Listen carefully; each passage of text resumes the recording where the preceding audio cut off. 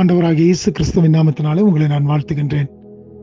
இந்த கர்த்தருடைய நாளுக்குள்ளாய் நானும் நீங்களும் கடந்து வந்திருக்கும் பொழுது நிச்சயமாய் தேவன் நம்மோடு கூட இருக்கிறார் என்பதை நானும் நீங்களும் அவர் மூலியமாக பெற்று அனுபவிக்கின்ற நன்மைகளை நாம் சிந்தித்து பார்க்கும் பொழுது அல்லது அவர்களை காணும் பொழுது தேவன் நமக்காக எவ்வளவு பெரிய ஒரு கிருபையையும் பாக்கியத்தையும் தந்திருக்கிறார் என்பதை நாம் மறந்துவிடவே முடியாது. இந்த நாளிலும் கூட கர்த்தருடைய நாளுக்குள்ளாய் நானும் நீங்களும் பிரவேசித்திருக்கும் பொழுது அவர் உங்களையும் என்னையும் பரிசுத்த ஜாதி என்று சொல்லி நம்மை அழைக்கின்ற தேவனாக இருக்கின்றார்.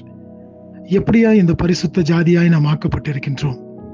ஒரு நாளிலே நானும் நீங்களும் பாவத்தின் அடிமைதனத்திலே காணப்பட்டவர்களாக இருந்தோம்.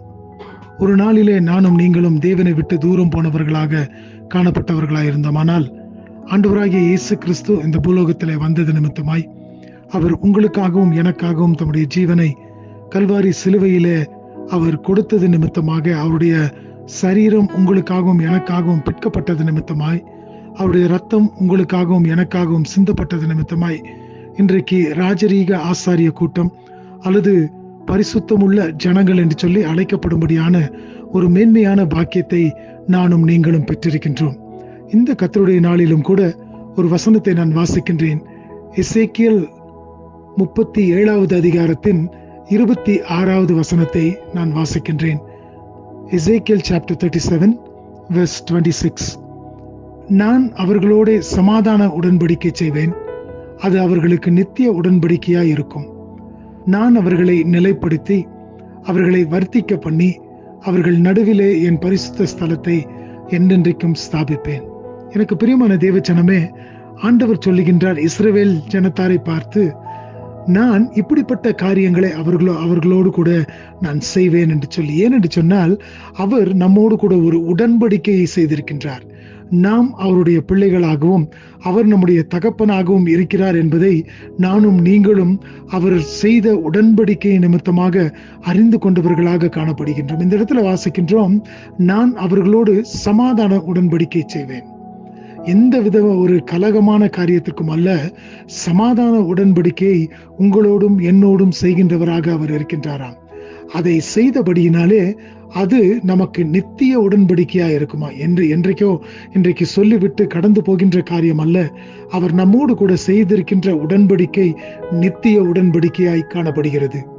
நான் அவர்களை நிலைப்படுத்தி அவர்களை வர்த்திக்க பண்ணி அவர்கள் நடுவிலே என் பரிசுத்த ஸ்தலத்தை என்றென்றைக்கும் ஸ்தாபிப்பேன். நீங்களும் நானும் அவரோடு கூட உடன்படிக்கை பண்ணப்பட்ட ஒரு பிள்ளைகளாய் காணப்படுகின்றபடியினாலே நம்மை அவர் நிலைவரப்படுத்தி நம்மை வர்த்திக்க பண்ணி அவர் நம்முடைய நடுவிலே பரிசுத்த ஸ்தலத்தை என்றென்றைக்கும் ஸ்தாபிக்கின்றவராக இருக்கின்றார். அருமையான தேவச்சனமே, இப்படிப்பட்ட ஒரு ஆசீர்வாதத்தை தேவனுடைய கரங்களிலிருந்து நாம் பெற்றிருக்கின்றோம். அவர் நம்மை ஆசீர்வதிப்பேன் என்று சொல்லியிருக்கின்றார். ஏன் என்று சொன்னால் நமக்குள்ளாக அவர் செய்திருக்கின்ற உடன்படிக்கை, அந்த உடன்படிக்கை நித்திய காலமான உடன்படிக்கை. நீங்களும் நானும் அந்த உடன்படிக்கையிலிருந்து நாம் விலகி போகாதபடிக்கு அவர் நம்மை காத்துக் கொள்ளுகின்ற ஒரு தேவனாக இருக்கின்றார். எனக்கு பிரியமான தேவச்சனமே, அப்படி உடன்படிக்கை நம்மோடு கூட செய்திருக்கின்றபடினாலே இன்றைக்கு நம்மை நிலைப்படுத்தி இருக்கின்றார், நம்மை வர்த்திக்க பண்ணி இருக்கின்றார். அவருடைய பரிசுத்த ஸ்தலத்திலே உங்களையும் என்னையும் நிலைநாட்டி இருக்கின்றார். எப்படிப்பட்ட ஒரு சந்தோஷமான நாளுக்குள்ளாய் நானும் நீங்களும் கடந்து வந்திருக்கின்றோம்.